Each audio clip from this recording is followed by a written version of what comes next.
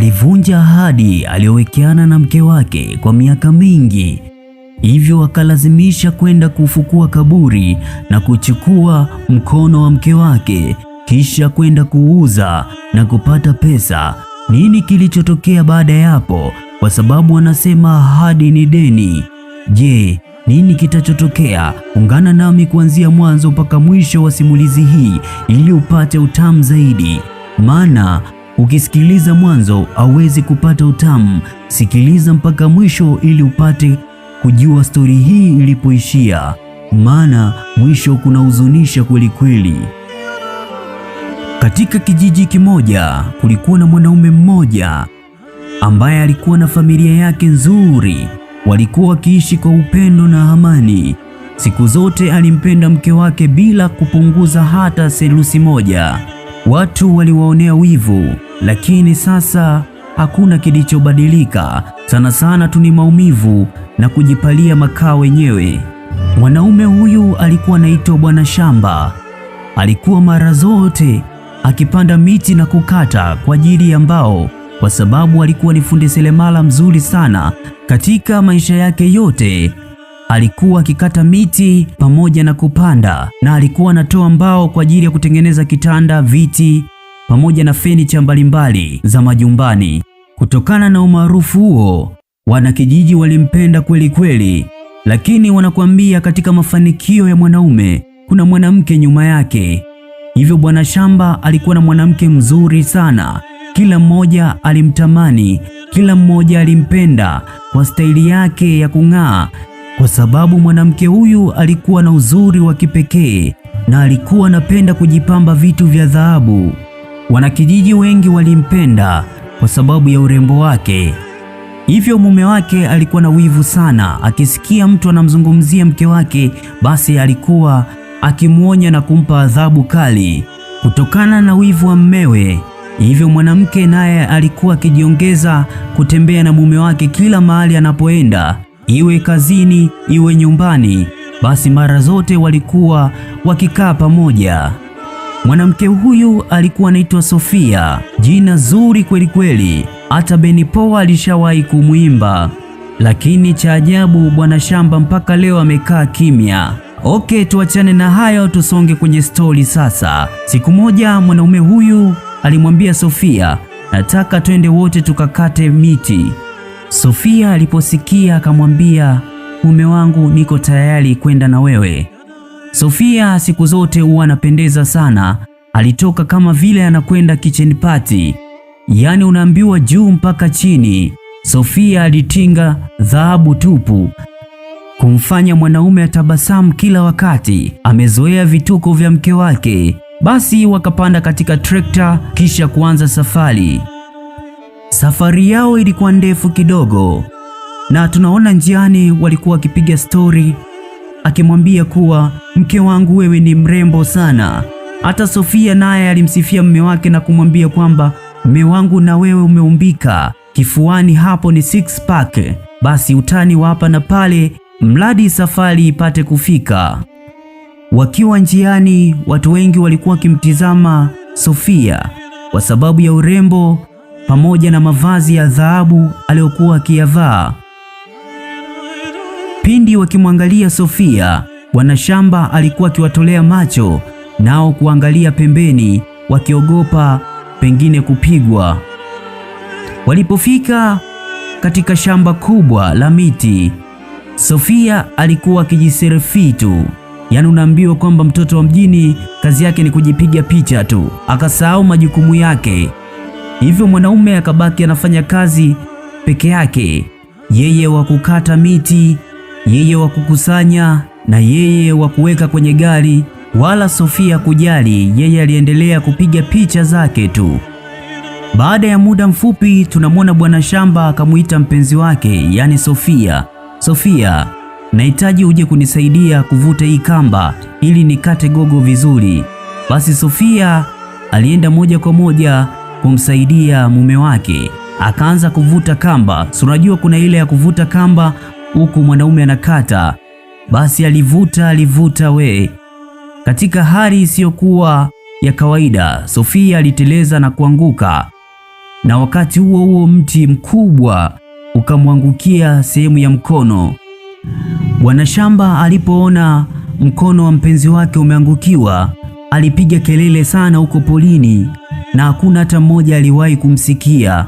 Tunaona damu zikaanza kutoka kwenye mkono wa mwanamke, huku Sofia alikuwa akilia sana, mume wangu, naomba unisaidie, napatwa na maumivu makubwa. Bwana shamba alianza kupaniki na kumshauri mpenzi wake waukate mkono kuliko aendelee kupata maumivu kiasi hicho, maana gogo lililokuwa limemfunika ni kubwa kweli kweli, maana akisema aanze kulikata basi atapoteza damu nyingi mke wake. Ndipo Sofia akamwambia, fanya unaloweza ili mradi niwe salama mpenzi wangu. Tunaona mwanaume akachukua shoka na kuanza kukata ule mkono. Baada ya kukata ule mkono, Sofia alipoteza damu nyingi, hivyo akazimia. Mwanaume alimpakiza kwenye gari moja kwa moja kumpeleka hospitali kwa ajili ya uchunguzi zaidi. Sofia alipofikishwa hospitali alipatiwa matibabu, lakini akawa tayari ana mkono mmoja. Dokta alimuita bwana shamba na kumwambia, mpenzi wako sasa ana mkono kutokana na kile kitendo ulichokifanya. Hivyo jamaa akashauriwa kwamba inabidi ukae naye karibu sana mpenzi wako, kwa sababu anaonekana na mawazo na kuchanganyikiwa. Baada ya siku 3 walirudi nyumbani na tunaona maisha yakaendelea. Mwanamke ambaye alikuwa mrembo tunaona akawa sasa anaona aibu majirani kuangalia, hata marafiki zake wakamtenga kabisa. Mwanaume alijilaumu sana na kusema kwamba ni vema ningekuacha nyumbani tu kuliko kwenda kukufanyisha kazi za kiume. Alijuta sana siku hiyo na kunywa pombe nyingi. Sofia alielewa mapito anayopitia mume wake na kwenda kumshika bega na kumwambia kwamba usijali, maisha yataendelea, wala usijali mimi ninavyotengwa na watu, mimi bado ni mzuri kwako. Mwanaume alisema ndiyo, huku machozi yakimtoka. Siku ziliendelea kusonga mbele. Tunaona mwanamke huyo mkono ukaanza kumsumbua tena, akamchukua na kumpeleka hospitalini kwa uchunguzi zaidi. Mkono huo ulikuwa tayari umeshaanza kuoza kutokana na huduma hafifu za pale kijijini. Bwana shamba alichanganyikiwa, inakuwaje mpenzi wangu anapitia magumu kama haya? Aliamua kuuza vitu vyake vyote vya ndani kwa ajili ya kumsafirisha kwenda mjini, hivyo akampeleka mjini kwa ajili ya kuanza matibabu. Tunaona matibabu yakaendelea takriban siku 2. Alikuja kuambiwa na daktari kwamba Sofia si tu kilema wa mkono, bali tumegundua kuwa ana kansa. Mwanaume alichanganyikiwa kusikia Sofia wake ana kansa tena, licha ya kwamba mkono sasa ana kansa tena sehemu ile ile ambayo aliangukiwa na ule mti. Alimuuliza dokta, je, tufanye nini sasa? Akamwambia kinachohitajika hapa ni pesa ili tuweze kumpatia matibabu na hata dawa. Basi alikubali kwenda kuchukua mkopo katika benki na hatima ya yote kuuza kila kitu sasa kilichokuwa cha hazina kwake. Aliporudi hospitali alimkuta mpenzi wake anaendelea vizuri, hivyo wakalipa baadhi ya bili na hatimaye kurudi nyumbani. Kumbuka nyumba wameshauza kwa sababu ya matatizo ya Sofia na wamepewa siku chache tu za kuhama hapo. Mwanaume alijiuliza haya yote yanatokana na nini, lakini hakupata jibu. Mpenzi wake alikuwa akimtizama kwa tabasamu zuri kana kwamba hakuna tatizo lolote linaloendelea. Basi mwanaume akaanza kufanya kazi zake huku Sofia akimwimbia nyimbo mbalimbali akisema haya yote tutayashinda, huu ni mtihani tu, tusimlaumu Mungu. Naamini Mungu katupa matatizo haya, basi atatupa na njia ya kuyamaliza. Mwanaume ambaye ni bwana shamba alifarijika sana kutokana na maneno ya Sofia, kwa kuwa Sofia alikuwa anapenda vitu vya dhahabu na mwanaume wakati huo alikuwa hana hata pesa. Mwanaume alitaka kumfurahisha mke wake, aliuza moja kati ya shamba ambalo la urisi, kisha akatengeneza mkono wa bandia. ambao ulikuwa na madini ya silver. Akamfunga mke wake kitambaa katika uso na kumwambia, leo nitakufanyia surprise. Basi mwanamke alivyofunguliwa kitambaa akaona mkono wa silver wenye kupendeza, lakini mwanamke hakufurahia hata kidogo. Bwana shamba moyo wake ulivunjika kabisa na kusema kwamba licha ya juhudi zote nilizofanya na gharama zote, lakini bado hauonyeshi kuwa umekipenda. Mwanamke akamwambia, si unajua nachopenda mpenzi wangu, mimi napenda dhahabu wala sipendagi silver. Mara hii mwanaume huyu akauza mashamba yote sasa, maana mwanzo aliuza shamba moja na kisha akaenda kukopa benki mbalimbali ili kupata pesa kwa ajili ya kumtengenezea mpenzi wake mkono wa dhahabu. Alifanikisha kupata kiasi kikubwa cha pesa. Aliporudi nyumbani akachukua baadhi ya vitu vya mwanamke vya dhahabu na kisha kuchukua dhahabu alionunua kusudi la kutengeneza mkono wa bandia. Basi alifanikisha kutengeneza mkono wa dhahabu na kumuita mpenzi wake aujaribishe. Mwanamke baada ya kuona dhahabu alifurahi kweli na kulukaruka, kisha kumkisi mpenzi wake na kumwambia, sasa umefanikisha na furaha mpenzi wangu ambayo sijawahi kuiona kabla, nahisi mkono wangu umerudi sasa. Bwana shamba alifurahi sana kuona Sofia amefurahi na akamwambia kwamba, najua nimefanya hili chaguo ili kukufurahisha mpenzi wangu, maana mimi nakupenda kweli kweli. Mwanamke akamwambia, nataka uniahidi pindi nikifa, naomba unizike na huu mkono na usije ukauchukua. Mwanaume alijua ni utani tu, akacheka zake na kusema kwamba siwezi ifanya hivyo. Baada ya miaka miwili akiwa na mkono wake wa dhahabu, watu wengi walikuwa wanampenda tena kwa sababu ya ule mkono. Wengi walivutiwa na mwonekano wake mpya wa mkono wa dhahabu, mpaka wengine wakaanza kumtania, oh, mwanamke wa mkono wa dhahabu. Basi yeye alifurahi sana. Ukiona furaha katika maisha yako inazidi, basi ujue huzuni na karibia. Ndio ilivyo kwa Sofia pamoja na bwana shamba. Tunaona tatizo la kansa likarudi tena, na tunaona safari hii mwanamke akawa ameugua ugonjwa wa koma. Bwana shamba alikuwa akisumbuliwa kila mara na yale madeni aliyokopa kwa ajili ya kutengeneza mkono wa mwanamke anayempenda. Haya matatizo mawili yalimtesa sana, mke wake kuumwa pamoja na madeni. Sofia akawa ongei, yeye ni mtu wa kuangalia macho tu juu pasipo kuongea chochote. Mwanaume alikuwa akimbembeleza na kumlisha taratibu, huenda miujiza yoyote ikatokea. Aliamua kumpeleka tena hospitali, akaambiwa kwamba amebakiza siku 5 tu za kufa kwa sababu kansa imeshamtafuna kweli kweli. Bwana shamba alihuzunika sana, aliamua kumrejesha nyumbani kwa kuwa zimebaki siku 5 tu za yeye kufa Sofia. Katika zile siku 5 tunaona ikabaki siku 1. Ule usiku mwanamke akafungua mdomo na kuita, mme wangu, mme wangu. Basi bwana shamba alisogea karibu na kumwambia kwamba, mke wangu, umeongea. Akamwambia, nataka niseme neno moja ndo nife.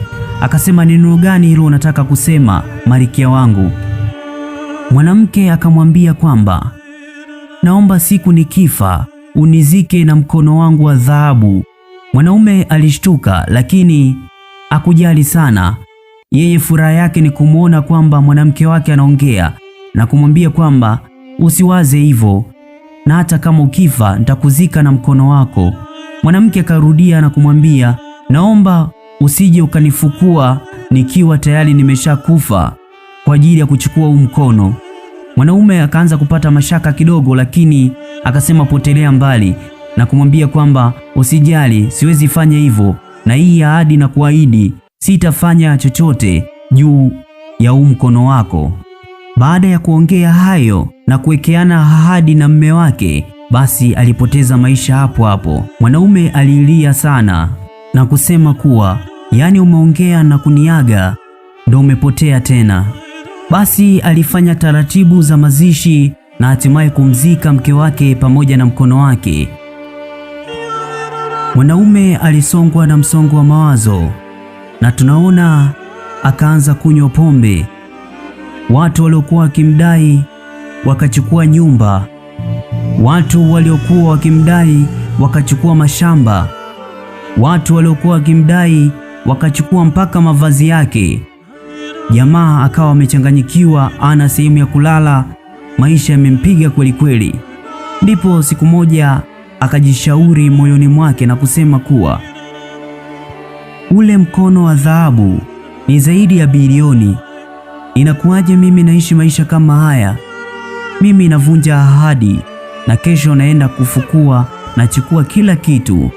Basi akili za pombe si unajua tena. Akaamua kuchukua jembe pamoja na koleo kwenda moja kwa moja kwenda kuchimbua. Alipofika aliangalia huku na kule na kuanza kuchimbua. Alichimbua. Mwisho wa siku akaona jeneza, hivyo kuamua kulifungua. Sasa alikuta mpenzi wake ameshaoza, lakini cha ajabu, sehemu ile ya mkono ambao wa dhahabu unaambiwa kwamba ulikuwa hujaharibika. Tunamwona jamaa akachukua panga na kuanza kukata ule mkono wa yule mwanamke. Baada ya kukata, kuchukua ile sehemu ya mkono na hatimaye kuondoka nayo. Alipofika nyumbani, aliosha ule mkono na hatimaye kusema utajiri sasa umerudi. Wakati anaangalia ule mkono, aliona kama kuna kitu kinamfuata. Ndipo alipoamua kutizama, kisha kumwona mke wake katika dirisha akiwa ameozeana. Alijua pengine labda ni mawenge tu, hivyo aliingia ndani kwa ajili ya kulala.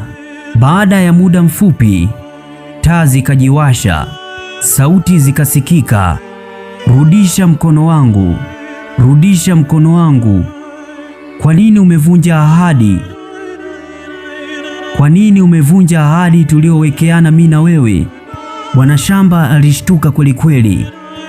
Maamuzi aliyoyachukua ni kukimbia nje mara moja. Alikimbia pembezoni mwa barabara huku akipiga kelele. Hatima yake yote, gari moja likamgonga na hatimaye kufa hapo hapo.